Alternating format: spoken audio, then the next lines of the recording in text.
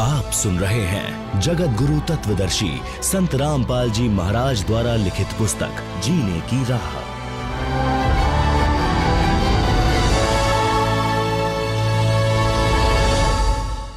मानव जीवन की आम धारणा।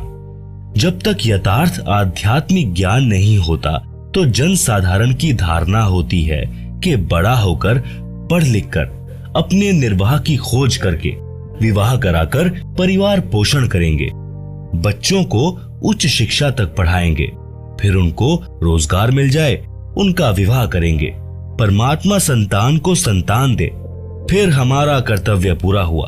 कई बार गांव या गवांड यानी पड़ोसी गांव के वृद्ध इकट्ठे होते तो आपस में कुशल मंगल जानते। तो एक ने कहा कि परमात्मा की कृपा से 2 लड़के तथा 2 लड़की हैं, कठिन परिश्रम करके पाला पोसा तथा पढ़ाया, विवाह कर दिया, सब के सब बेटा बेटियों वाले हैं। मेरा कार्य पूर्ण हुआ, 75 वर्ष का हो गया हूँ, अब बेशक मौत हो जाए, मेरा जीवन सफल हुआ, वंश बेल चल पड़ी, संसार में नाम रहेगा। इसका विवेचन।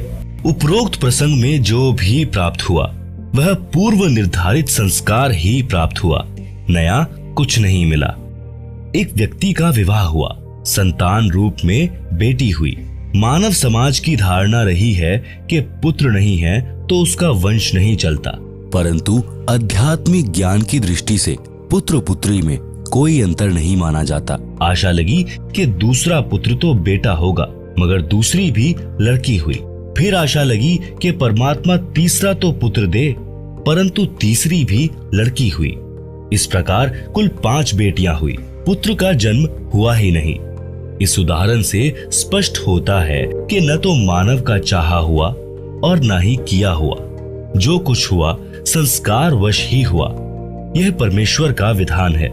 मानव शरीर प्राप्त प्राणी को वर्तमान जन्म में पूर्ण संत से दीक्षा लेकर भक्ति करनी चाहिए तथा पुण्य दान, धर्म तथा शुभ कर्म अवश्य करने चाहिए, अन्यथा पूर्व जन्म के पुण्य मानव जीवन में खा खर्च कर खाली होकर परमात्मा के दरबार में जाएगा। फिर पशु आदि के जीवन भोगने पड़ेंगे।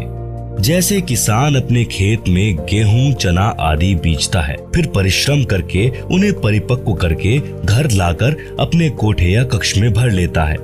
यदि वह पुनः बीज बोकर फसल तैयार नहीं करता है और पूर्व के वर्ष के गेहूं व चने को खा खर्च रहा है तो वर्तमान में तो उसे कोई आपत्ति नहीं आएगी, क्योंकि पूर्व वर्ष के गेहूं चना शेष हैं। परंतु एक दिन वह पूर्व वाला संग्रह किया अन्न समाप्त हो जाएगा और वह किसान परिवार भिखारी हो जाएगा। ठीक इसी प्रकार मानव शरीर में जो भी प्राप्त हो रहा है वह पूर्व के जन्मों का संग्रह है। यदि वर्तमान में शुभ कर्म तथा भक्ति नहीं की तो भविष्य का जीवन नरक हो जाएगा।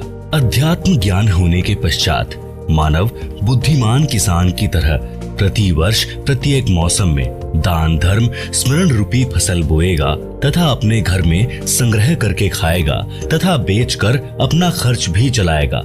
यानी पूर्ण गुरु जी से दीक्षा लेकर उनके बताए अनुसार साधना तथा दान धर्म प्रति समागम में करके भक्ति धन को संग्रह करेगा।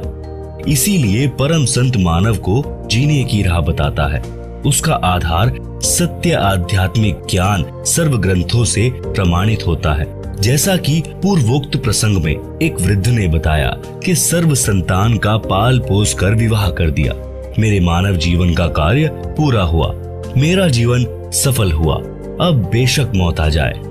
विचारणीय विषय है कि उसने तो पूर्व का जमा ही खर्च कर दिया, भविष्य के लिए कुछ नहीं किया, जिस कारण से उस व्यक्ति का मानव जीवन व्यर्थ गया। कबीर जी ने कहा है, क्या मांगू कुछ थिर ना रहाई, देखत नैन चला जग जाई, 1 लख पूत 1.25 लख नाती, उस रावण के दीवाना बाती। भावार्थ, यदि एक मनुष्य एक पुत्र से वंशबेल को सदा बनाए रखना चाहता है तो ये उसकी भूल है। जैसे श्रीलंका के राजा रावण के 1 लाख पुत्र थे तथा 1.25 लाख पौत्र थे। वर्तमान में उसके कुल में कोई घर में दीपक जलाने वाला भी नहीं है, सब नष्ट हो गए। इसलिए हे मानव, परमात्मा से ये क्या मांगता है जो स्थायी ही नहीं है।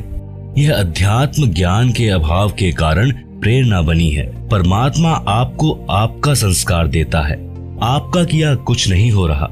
एक गांव में प्रारंभ में 4 या 5 व्यक्ति थे। उनके वंश के सैकड़ों परिवार बने हैं। उनका वंश चल रहा है, उनका संसार में नाम भी चल रहा है। परंतु शास्त्रोक्त विधि से भक्ति न करने के कारण परमात्मा के विधानानुसार वह भला पुरुष कहीं गधा बनकर कष्ट उठा रहा होगा। वहां पर गधे के वंश की वृद्धि करके, फिर कुत्ते का जन्म प्राप्त करके, वहां उस कुल की वृद्धि करके, अन्य प्राणियों के शरीर प्राप्त करके असंख्यों जन्म कष्ट उठाएगा। भावार्थ है कि मानव जीवन प्राप्त प्राणी को चाहिए कि सांसारिक कर्तव्य कर्म करते करते आत्म कल्याण का कार्य भी करे, जिस कारण से परिवार से आने वाली पूर्व पाप की मार भी टलेगी, परिवार खुशहाल रहेगा